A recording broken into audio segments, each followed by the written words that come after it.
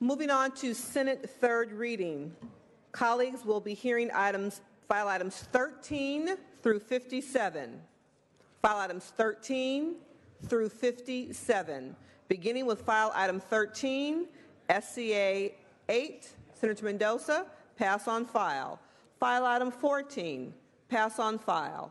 File item 15, Senator Hueso. Mr. Secretary, please read. Senate Bill 899 by Senator Hueso, enacting the civil rights. Senator Hueso. Thank you, Madam Chair. I rise to present SB 99. It's the gender protection bill. It prevents gender discrimination in the marketplace. Gender-based pricing is not limited to substantially similar goods. Patterns of discrimination have been found of products that are negotiated. We have a situation in our state, Madam Chair and Senators, in which prices for goods that are sold to women are substantially higher for the exact same product if it's sold to a woman than it is to a man. We had in our hearings, I showed examples of products. For example, two razors, identical in every aspect. A blue one was far cheaper than a pink one. We showed examples of scooters, clothing items, things that were identical in every sense except for the color being pink, pink being more expensive. So this bill today piggies back on some legislation that we have advanced here in the legislature, getting to the rights of women and preventing discrimination in the sale of and the service of in the sale of services, and also that get to pay equality. So this bill would prohibit the sale of goods on the basis of discrimination to women or men, or gender discrimination. Since I floated this bill, we've been giving numerous examples in the marketplace of how this exists so universally in almost every retail outlet. But since we floated this bill also, we have seen select retailers begin to reduce or equate their products based on the what the product is and what it does. You know, I'm very pleased to announce that one retailer, for example, there are more, but one, for example, Target, has gone and restocked their items and has now providing equal prices for equal products. And I want to commend them, but I also want to caution the legislature that this is only because we have this bill and the threat of a law. Once this law takes shape, I believe that retailers across the state will change their prices accordingly to stop discriminatory practices. And if they don't, the consumers will have recourse under the law to hold them accountable to ensure that they can provide prices at the correct price or at the appropriate price. A report found that white women were quoted prices for new autos with a 40% markup compared to white men. And I'm sorry, those are the wrong talking points, Madam Chair. But there we go. A study found that in 800 products, there were a New York study found in 800 products, the Department of Consumer Affairs found that women's products were much more expensive than men's products. The study found that women's product cost more in 30 of the 35 product categories that they looked at. In fact, women's products cost more than 42% of the time on the average cost of 7% or more. One example is another example is that the goods must share the same brand, the same functional components, and 90% of the same materials. Members, if I can get your attention, sorry. Simply on this bill, I don't think discrimination belongs in our marketplace. It's a multi-billion-dollar industry in the United States. We shouldn't reward discrimination. Discrimination has no place in any part of our society, much less in a place that affects people's incomes and their lives.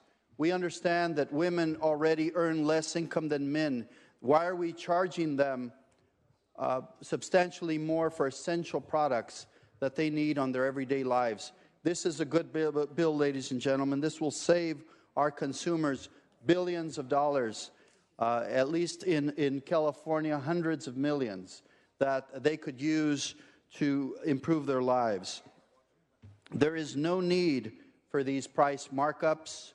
Nobody needs them to stay in business. In fact, as I mentioned, companies are already reducing their prices with the threat of this law. I hope we can all stand together.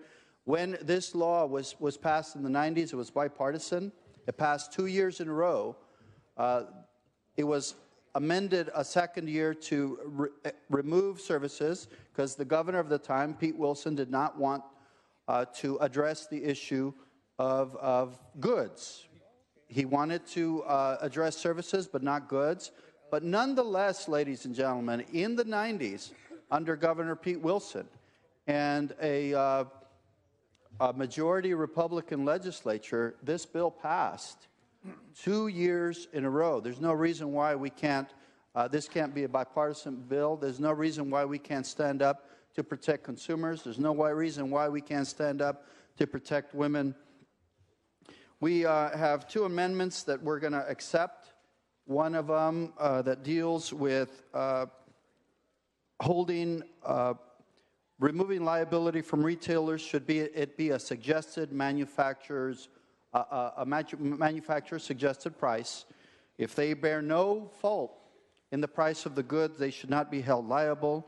We're going to accept that amendment, and we also have an amendment that that will remove the opposition of the car dealers.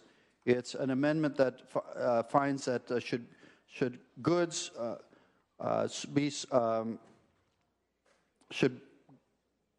should goods have similar or like kind components, if they share 90% of the same materials or ingredients, that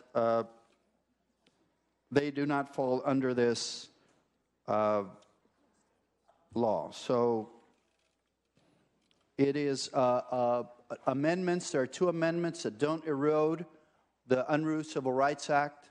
That was my requirement because, to be honest with you, the Civil Rights Act is the overriding legislation. We don't want to water it down. This law makes it more clear. It doesn't make it stronger. It doesn't make it weaker. It makes it more clear.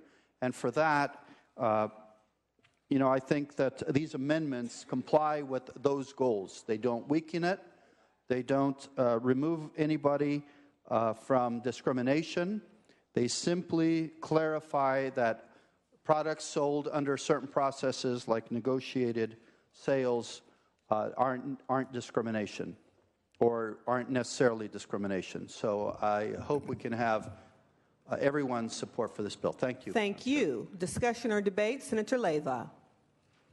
Thank you, Madam President. Members, I rise in strong support of this bill. I don't know any women who do not want to pay their fair share, but we do not want to pay our share and someone else's share. I am very surprised by the cost differences in the identical razors that Senator Hueso spoke about, the senator from San Diego.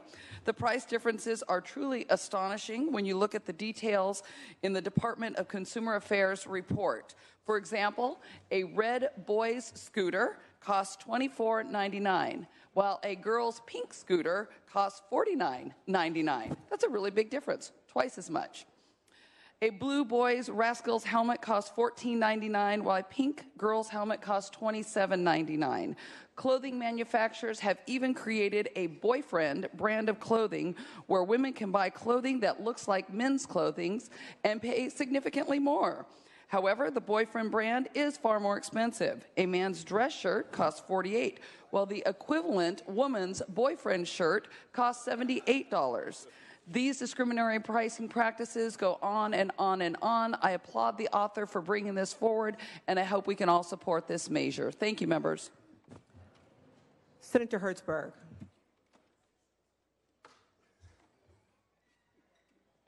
Thank you, Madam. Hello? Senator Hertzberg's mic. Thank you.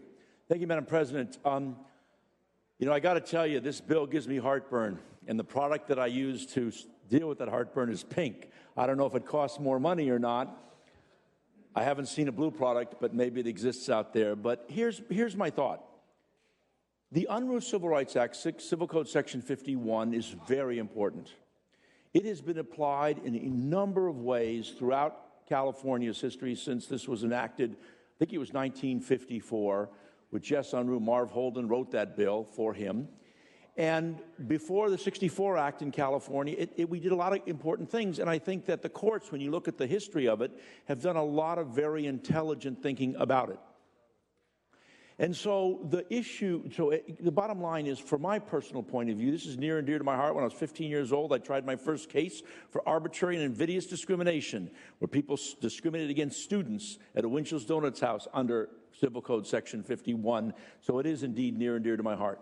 The question is, how do you deal with this larger issue? I wish I would have worn my pink tie today, because I like pink too. I don't know if it costs more money either, but there are issues here, and there's a lot of sensitivity with respect to the issue that have been raised by the author with respect to this measure.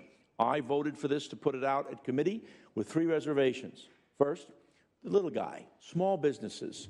You know, lots of times these folks, people come in, lawyers will come in and sue or bring them a letter. When you get a lawyer letter, you kaplots when you're some little guy. You don't know what it's going to cost you or how to deal with the paperwork or how to deal with court. 2, which the author just mentioned, the notion about retailers, when you get a suggested retail price. What those challenges are, where all I'm doing is marking up my stuff 25% to make a living because I'm trying to run a business. I don't look at prices and determine a pink razor from a blue razor. Now, maybe that's the most obvious answer, or the scooter being obvious answer. And the third issue I raised was this issue about the right to cure, because I'm just, again, worried about the little guy and about if someone made a mistake, do not play gotcha games with folks, but be reasonable. So much of these laws that we pass impose such a burden on folks that are trying to make a living. 78% of all companies in California are 10 employees or less. But I'm going to vote for this measure today because I think it merits attention. I think that the author has raised a very important issue. He has already said that he's taking an amendment with respect to the issue of suggested retail price. I think he's evidenced good faith. I think the challenge that we face in this body is that we don't have enough time to really consider these things, and we've got to bounce them through between houses because we've got rules where the timeline is more important than the subject matter of the material. But I do think it bears attention. I do think there's issues that are at the core of what the author is trying to get to that can be fixed. He's evidenced an intent to fix those so far, and we'll see how it goes forward. But I do think that given the circumstances, despite the close call, despite the heartburn, it is an issue that is important, and I think it can be written in a way that we can be proud of the law. Support this measure. Thank you very much. Senator Morlaw. Want me to clarify now? Oh, you want to clarify the answer? Can you do it in your closing, please? Yeah. Thank you. Senator Morlaw, because we have others that you may have to clarify as well. Senator Morlaw. Thank you, Madam President. We reviewed this bill in Judiciary, and I had fun calling my wife. And sure enough, she confirmed that there were issues, and the data that came out of New York is accurate. So what to do? I don't think we need to have a pricing police going into retail shops. We've already seen what the ADA has done and wrought with lawsuits putting businesses into bankruptcy. So I'm really concerned about this bill. But the author raised an interesting point this morning, and that is that the marketplace is already self-adjusting. There are already retailers that are reacting to this bill, and if they are being abusive, then they are modifying their prices. So kudos to moving this thing forward. However, the marketplace does self-correct. You know, if there's a retailer that is really abusing this pricing, this gender pricing, you know, the gals can just get on Facebook and just knock the retailer right off, literally off the shelf. It's amazing what can happen with social media if there's true abuse. So, colleagues, the market will adjust itself. I don't think we need to have another imposing law, which, as the senator from Van Nuys properly pointed out, we're going to have a gotcha bill. We're going to have more issues with retailers. They're going to see a potential for more litigation. I see it as a nightmare for retailers. I urge a no vote on SB 899. Thank you, Madam President. Thank you very much. Senator Anderson. Senators, this bill made me think a great deal as I was listening to the presentation and listening. And when our first child was coming, we didn't want to know if it was a boy or girl. So we were in that quandary. We were trying to do our normal nesting. You know, do we paint the room blue? Do we paint the room pink? Instead, I think we painted it yellow. So if the scooter's yellow, would that be part of this bill? Because we're not quite sure if it's a boy or a girl. So how about if it's turquoise? It's kind of leaning more towards the blue, but it's a little bit on the green side. I'm worried that the degrees of this bill are going to be very, very difficult. Now, I will tell you, one of my colleagues earlier said that she pays a lot more for her clothes. I would submit to her that if she paid less for her clothes, she would look like this. And I'm grateful that she spends more on her clothes because she always is well dressed. And the final concern that I have, kind of lost my place here a little bit. So look, I think you all know that I'm not just a miser with the people's money, I'm a miser with my own money. And so when I was in the grocery store and I needed to purchase some razors, they had yellow ones, they had green ones, they had pink ones. And on this particular occasion, the pink one was cheaper. Am I a lesser of a man because I chose the least expensive Schick blade to shave my face? I think it's still as smooth as it would have been had I used a male one. I don't think that the razor would indicate whether my hair that I'm cutting is male or female hair. So the difficulty I have with this is I just think that, gosh, there are so many things that we have to accomplish on this floor. I urge a no vote. All right. Senator Gaines. Thank you, Madam President and members, and I want to thank the senator for bringing the legislation forward. I think the intention is right.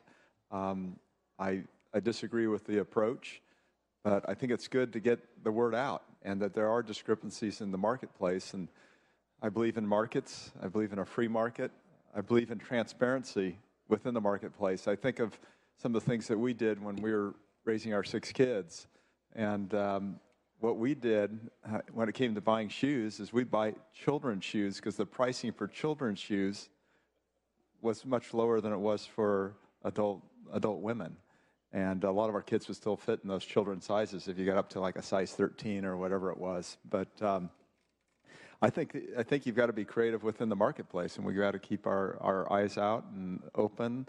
And when we take a look at the internet, for instance, on this pricing of automobiles, I've worked very hard with my 5 daughters to make sure we teach them that you've got to go out and go on the internet. Go to TrueCar.com, and it'll give you a bell curve of what that particular make and model is selling for in the marketplace, so that you're not taken advantage of. So I think, from my perspective, there are opportunities to solve problems with pricing discrepancies.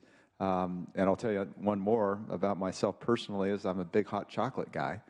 And so I always go to Starbucks and I get the child's hot chocolate because I don't need 16 ounces and 600 calories of sugar and chocolate that big. So I just buy the small one. It's the child's hot chocolate, 140 degrees with whipped cream. I think it costs like $1.60 versus like $2.50 for the small. So I think it's just a matter of being educated within the marketplace and encouraging all of us to look at those discrepancies within the marketplace. And believe me, the producers will figure it out. You know, if the fact that you've elevated this has already made some change within the marketplace. I just don't think it needs legislation. Thank you. And thank you. The final two mics I see raised, Senator Leno first, followed by Senator Hancock. Senator Leno. Thank you, Madam President. Colleagues, I think we all recognize that the marketplace does not always self-correct. History has taught us that very clearly, and we have consumer protection laws in place for that very reason. We can joke about pink and yellow and green, but this is not a joke. All this bill does very specifically is extends the Gender Repeal Tax Act prohibitions against discrimination in gender-based pricing that exist in services to goods as well. We recognize that the market was not self-correcting for services.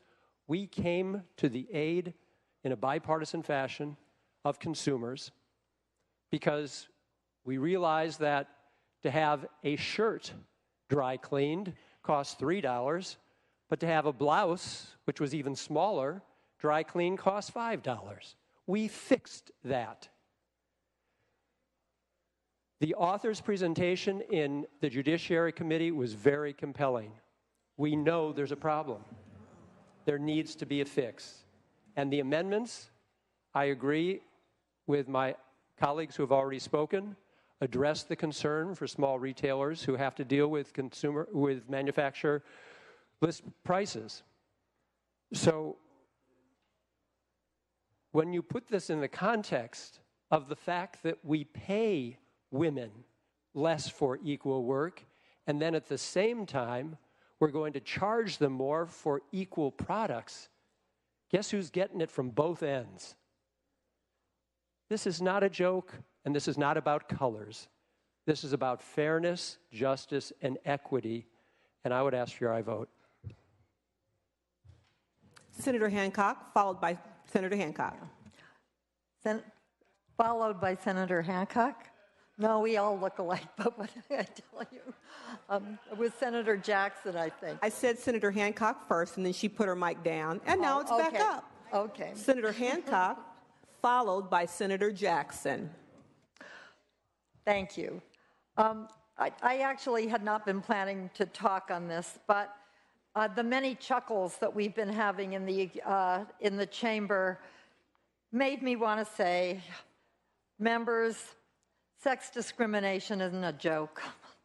It's a reality that women have been living with for centuries and certainly for generations.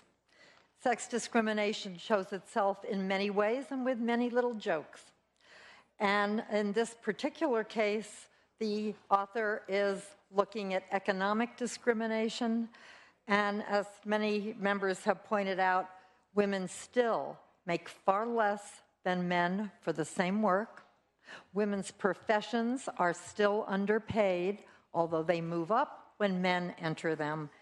And women pay more for very basic life services that do not cost the manufacturer any more to provide for sale. So we have a long way to go, and this is a step in the right direction. I thank the author for bringing it, and I would urge an aye vote. Senator Jackson. Yes, very briefly, I want to, on behalf of the Women's Caucus, and also the fact I actually brought a similar bill to this back in the early 2000s when it came, my colleague from San Francisco pointed out that for some of us there's a strong reality to this. I remember taking shirts to the cleaner to have my husband's shirt laundered and my shirt laundered, and he's quite a bit larger than I, and it was $1.25. That tells you how long ago it was for his shirt, and it was $4.95 for mine. And I asked them why. And they said, well, it's because the buttons, your buttons, women's buttons are on the other side, and we don't make the presses for women's buttons. So we have to hand press and hand iron those shirts. And I said, we put a man on the moon. We can figure out how to make presses so that we can accommodate women's blouses the same as we do men's shirts, which are twice the size. Fast forward to now, the problem still exists. The legislation I did simply requires that there be posting, places where they tend to charge differently. So a cleaner, a hairdresser has to post the differences so people can see them. The only problem is that we don't enforce that law because it was put to the Department of Consumer Affairs, which was underfunded and couldn't do the work. The discrimination in pricing continues to this very day. The mention of the scooters, I know because this happened to me just a few months ago where we took our granddaughter to get her a scooter. She happens to love the color pink. The scooter in pink was $20 more than the scooter in red. The same exact scooter. The same thing with the pink helmet and the red helmet.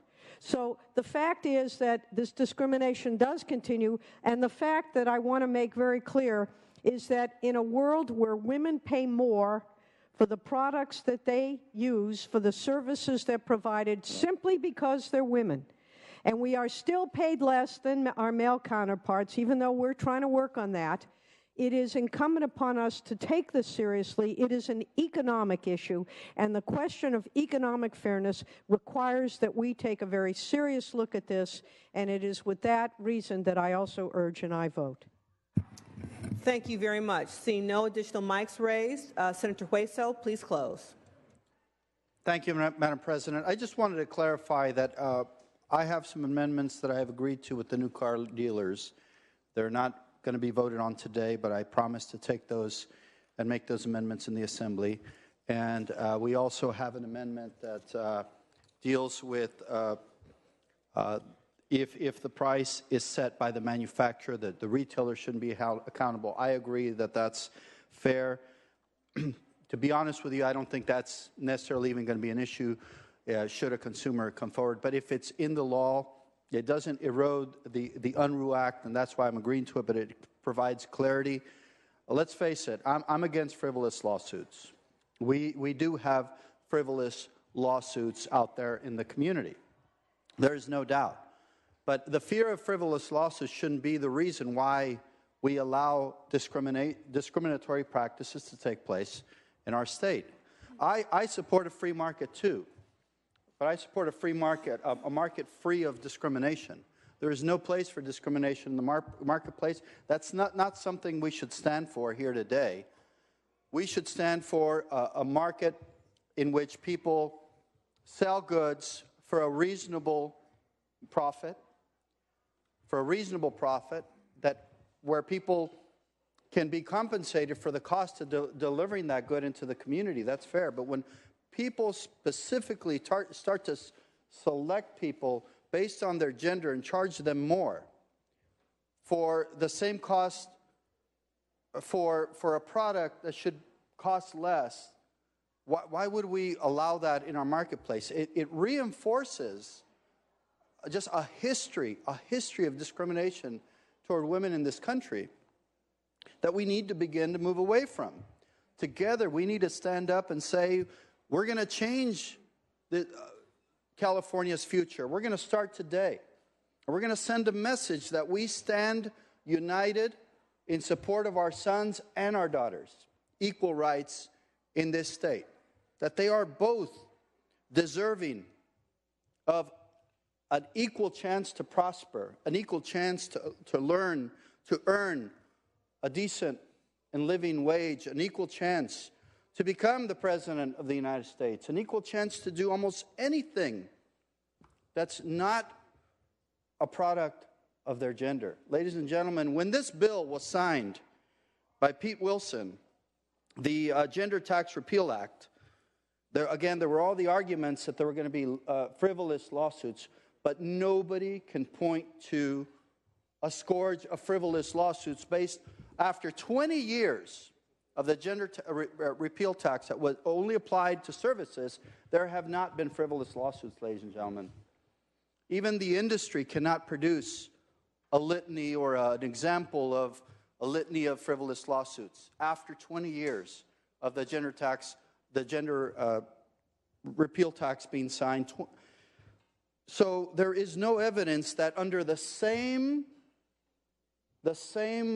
framework, the same laws, that there will be frivolous lawsuits related to this. So this bill allows for differences because of labor costs, material costs, tariffs, or any other neutral reason. This is a fair bill, ladies and gentlemen. This bill does not go too far. This bill is a fair bill to do a noble thing, to create equity in the marketplace for people despite their gender. Ladies and gentlemen, please support this bill today and send that message to the marketplace that we are watching and that consumers should be watching, and consumers deserve a fair deal. Please call the roll. Allen? Anderson? No. Bates? Bell? Aye. Berryhill? No. Block? Aye. Canella? No. De Leon? Fuller? No. Gaines? No. Galgiani? Glazer? Hall? Aye. Hancock? Aye. Hernandez? Aye. Hertzberg? Hill? Aye. Wesso? Aye. Huff? No. Jackson? Aye. Latta? Aye. Leno? Aye. Leva? Aye. Liu? Aye. McGuire? Aye. Mendoza? Aye. Mitchell? Aye. Monning? Aye. Morlock? No. Morrell?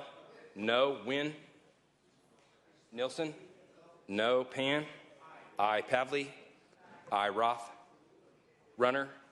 Stone? No. Vidak? No. Wachowski? Wolk? Wolk, aye.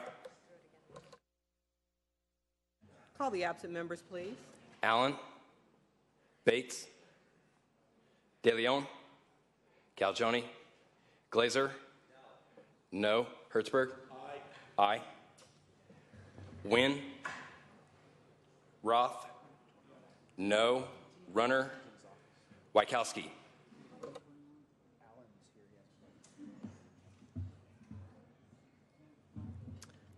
Senator Hueso, do you move the call? Thank you.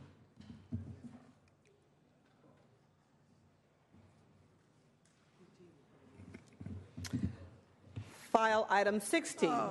Senator Galgiani. File item 16. Pass on file. File item 17.